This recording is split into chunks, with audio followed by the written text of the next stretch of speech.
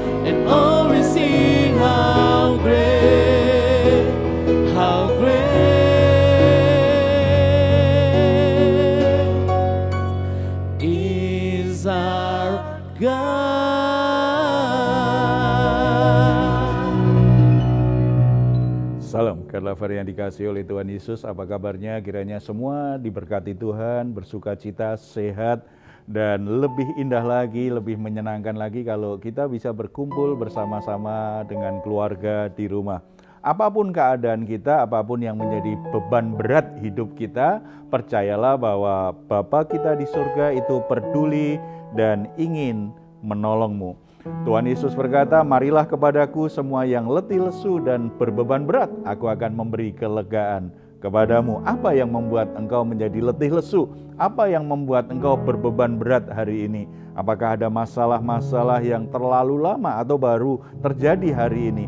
Apapun keadaannya, Tuhan akan memberi engkau kelegaan, memberi engkau waktu istirahat yang baik, memberi engkau waktu di mana engkau menjalaninya tanpa perlu menjadi stres berkepanjangan, bahkan menjadi depresi. Tidak, Tuhan ingin membuat jiwamu alami kelegaan. Oleh sebab itu, mari hampiri Dia dengan pujian kita, dengan hati yang terbuka terhadap firman Tuhan, hati yang terbuka terhadap hadirat Tuhan.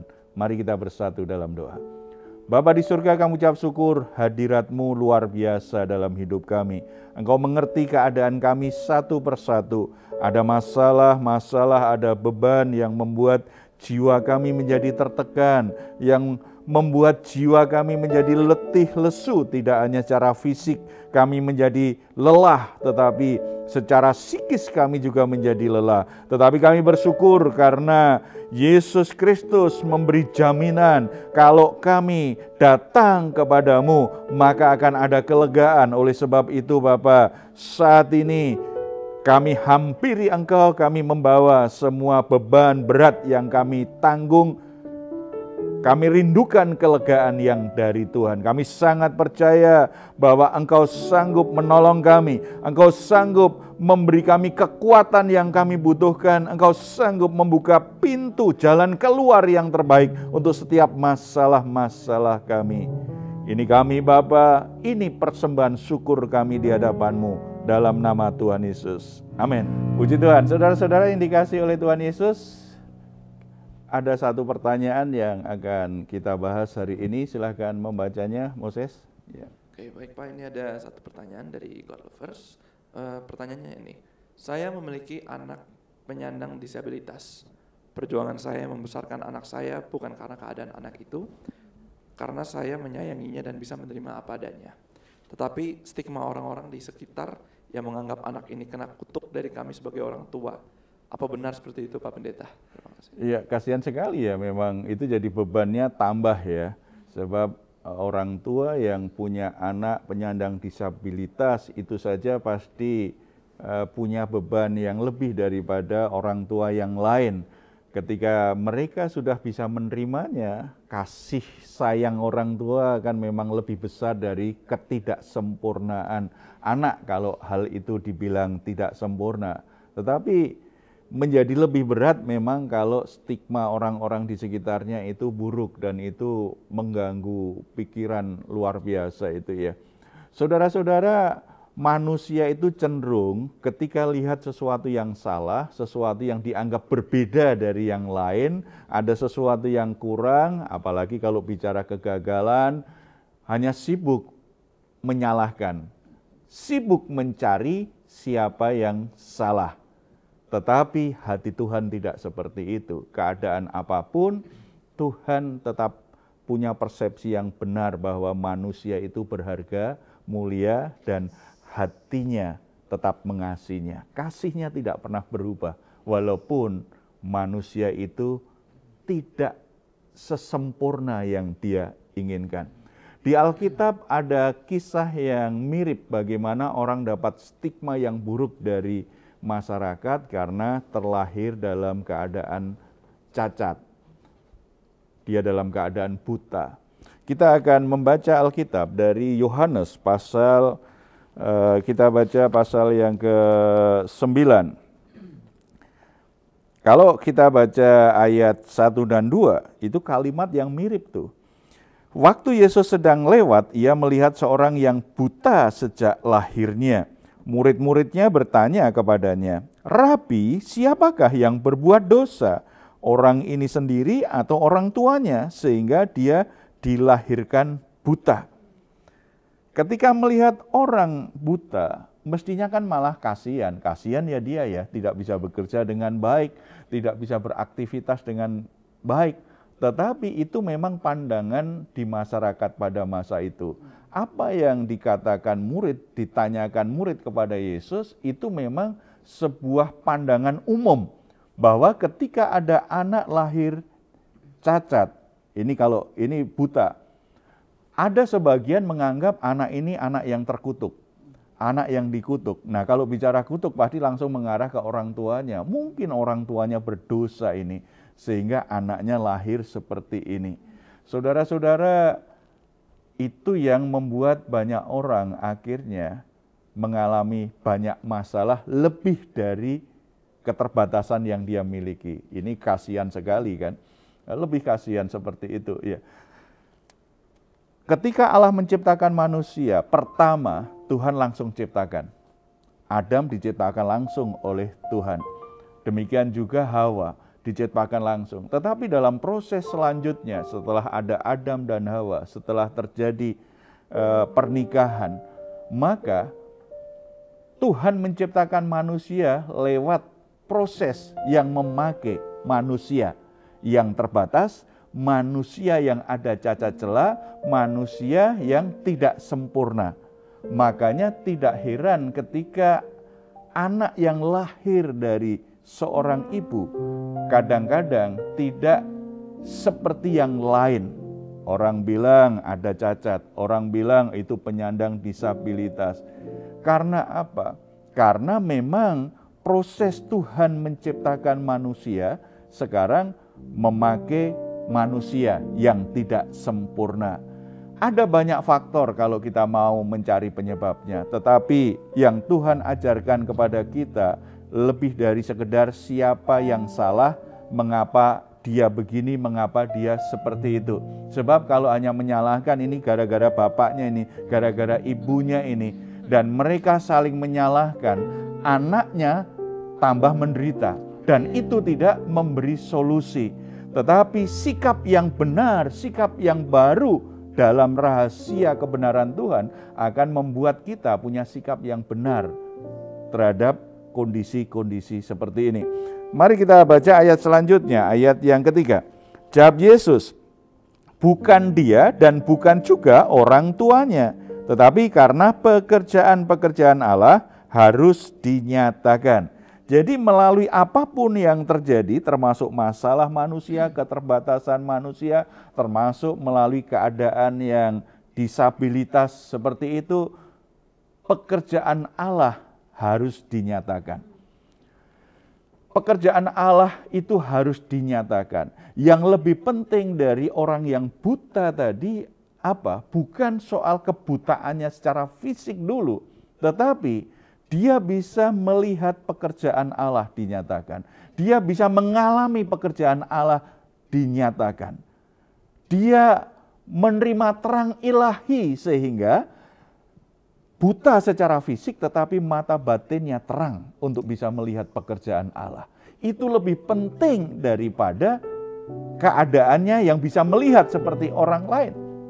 Sebab ada banyak orang secara fisik dia bisa melihat, matanya awas. Tetapi justru lewat matanya ini banyak orang menjadi jahat. Banyak orang justru jatuh dalam dosa. Banyak orang akhirnya justru hidupnya cacat secara rohani. Tuhan ingin bukan soal fisik yang paling penting, tetapi kondisi rohaninya. Kalau toh memang Tuhan ingin menyembuhkan, bagi Tuhan kan nggak ada mustahil untuk bisa menyembuhkan orang yang buta. Dan ini kan dilakukan Tuhan juga kan, kalau kita perhatikan ayat selanjutnya, ayat 4, kita harus mengerjakan pekerjaan Dia yang mengutus aku selama masih siang. Akan datang malam di mana tidak ada seorang pun yang dapat bekerja. Selama aku di dalam dunia, akulah terang dunia.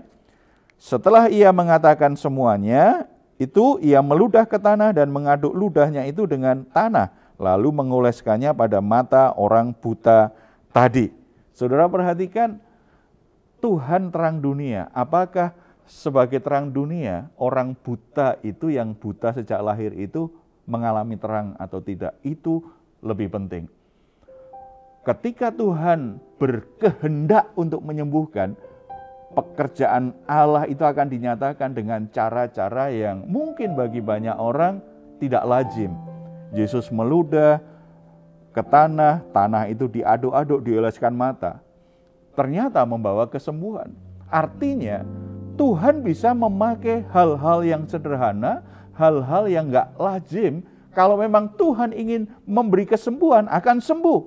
Orang akan alami mujizat sebab bagi Tuhan tidak ada yang mustahil.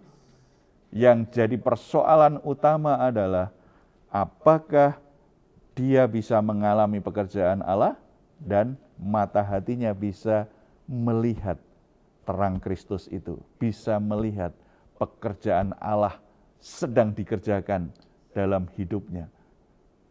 Itu lebih penting. Kita kadang-kadang bangga dengan kesempurnaan tubuh kita, tetapi apakah hati kita sudah mengalami terang Kristus? Itu yang membuat kita bahagia, itu yang membuat kita sejahtera. Sebab kesempurnaan tubuh tidak menjamin orang bahagia. Kesempurnaan tubuh tidak menjamin hidup orang bisa terus merasa sukacita.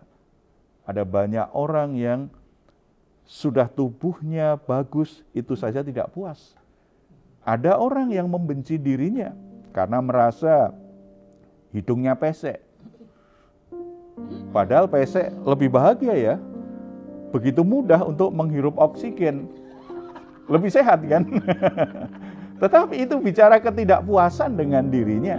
Dia benci dengan dirinya padahal secara fisik normal-normal saja, baik-baik saja. Jadi dia sebenarnya cacat secara jiwani. Ini lebih bahaya daripada cacat secara jasmani. Apalagi cacat secara rohani, lebih bahaya lagi. Terang Kristus datang, menjamah setiap hati. Tidak peduli tubuhmu sempurna atau tidak, tetapi ketika ada terang Kristus, maka engkau menemukan keberhargaan hidupmu. Engkau akan menemukan betapa istimewanya hidupmu.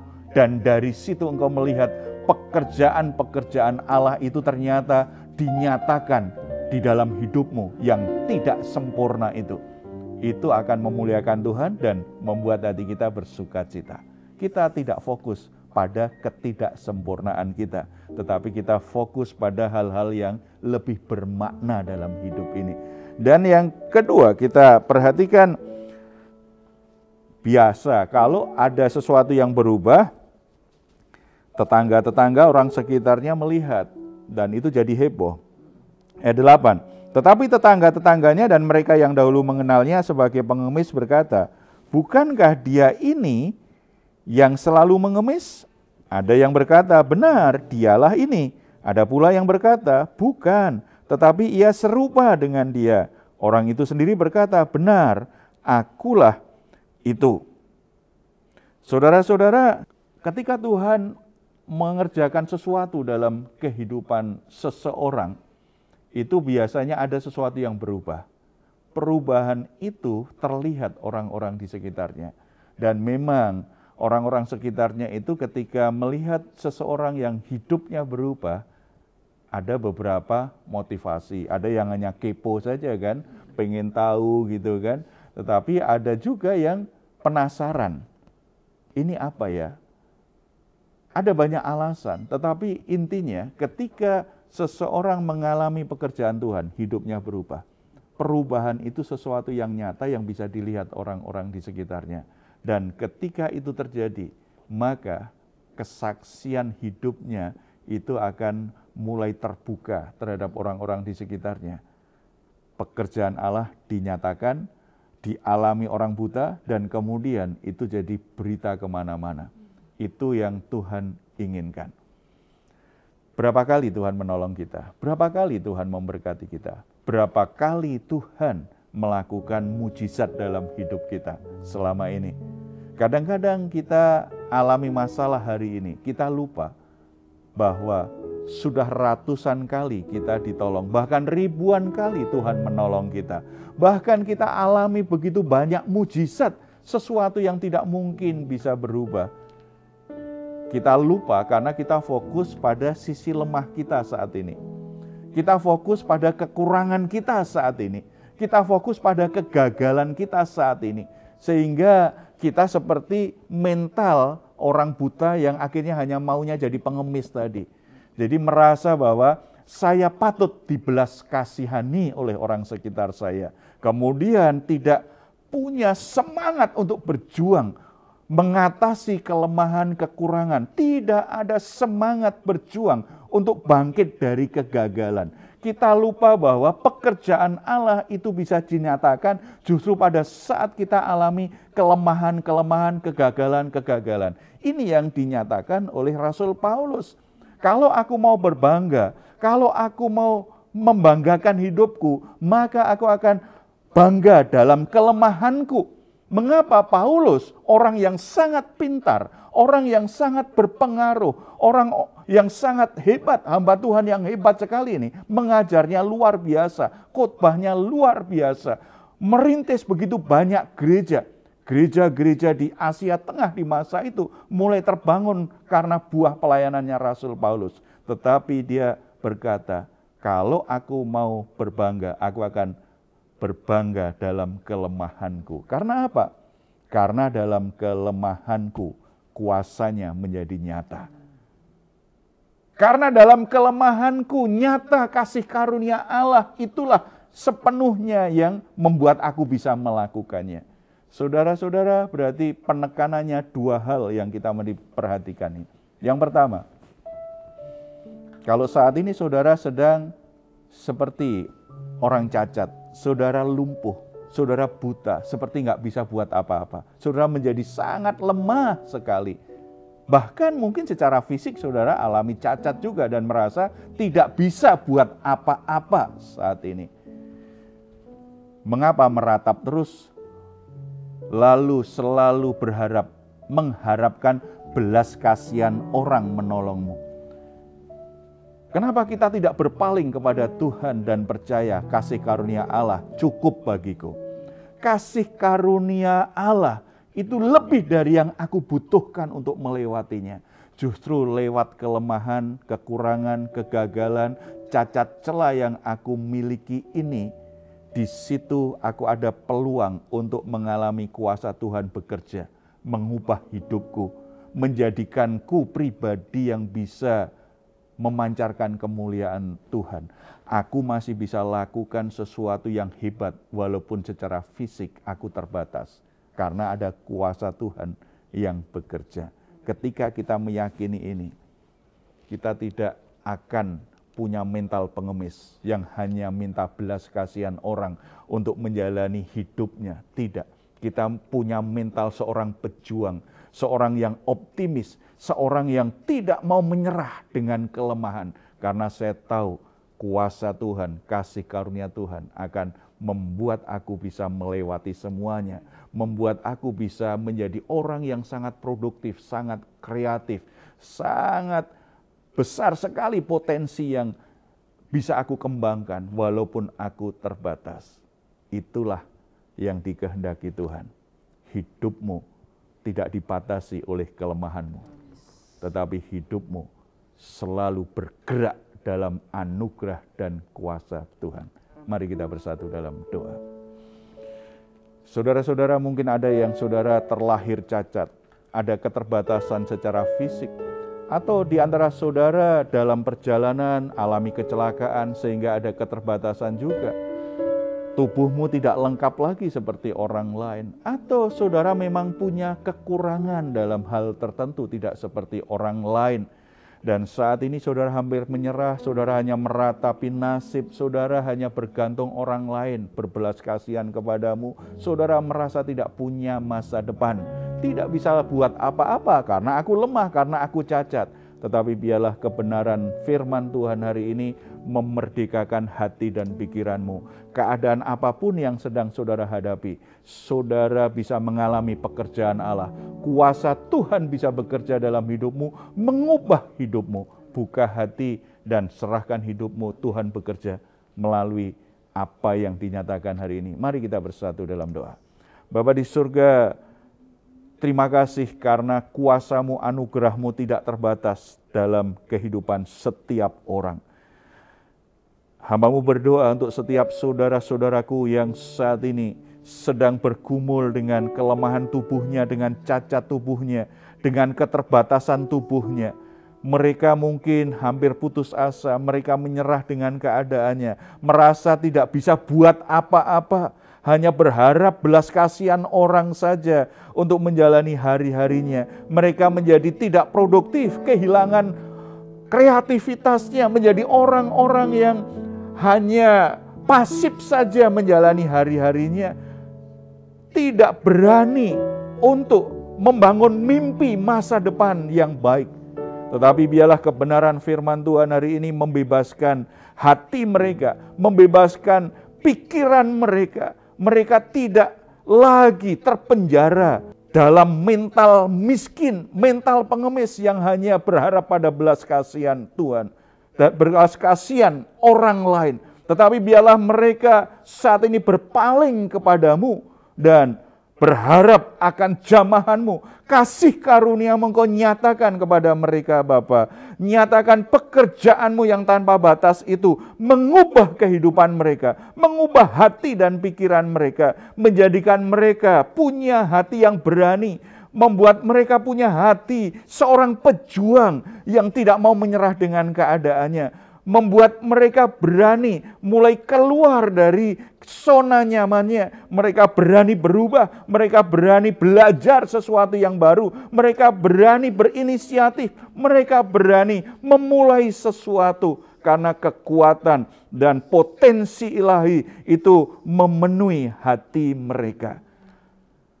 Jadikan mereka alat kemuliaan-Mu, pekerjaan Tuhan dinyatakan melalui hidup mereka, bahkan melalui saudara-saudara kami yang dulu sepertinya tidak bisa buat apa-apa. Nama-Mu semakin dipuji dan dimuliakan, karena nyata keterbatasan fisik tidak menghalangi mereka untuk menjadi seseorang yang dipakai Tuhan, menjadi seseorang yang diberkati Tuhan, seseorang yang memancarkan kemuliaan-Mu Bapa. Tuhan berkati setiap keluarga-keluarga. Tuhan berkati setiap orang tua yang anaknya terlahir dalam keterbatasan, memiliki anak penyandang disabilitas. Tuhan tetap limpahi kasih karunia-Mu, limpahi kasih sayang yang besar, agar mereka bisa menerima anaknya sebagaimana seharusnya. Dan kasih mereka itu membuat mereka penuh semangat, penuh energi, penuh dengan perjuangan untuk terus merawat, mendukung, dan menolong anak-anaknya melewati keadaan yang terbatas itu. Berkati setiap orang tua punya hati yang seperti ini. dengarkan seruan doa mereka Bapa, kerinduan mereka supaya anaknya bisa tumbuh dengan baik. Tuhan dengar dengan cara-Mu yang tidak terbatas, dengan cara-cara yang kami tidak tahu, tetapi yang kami tahu Tuhan sanggup untuk membuat mujizat. Tuhan sanggup melakukan sesuatu yang baik kepada anak-anak yang terlahir disabilitas. Tuhan berkati hidup mereka Bapa. Tuhan berkati juga saudara-saudara kami yang merasa dirinya tidak sempurna. Secara fisik mereka baik-baik saja, tetapi dalam pikiran mereka, dalam hati mereka, mereka merasa tidak puas dengan dirinya. Mereka bahkan membenci tubuhnya sendiri.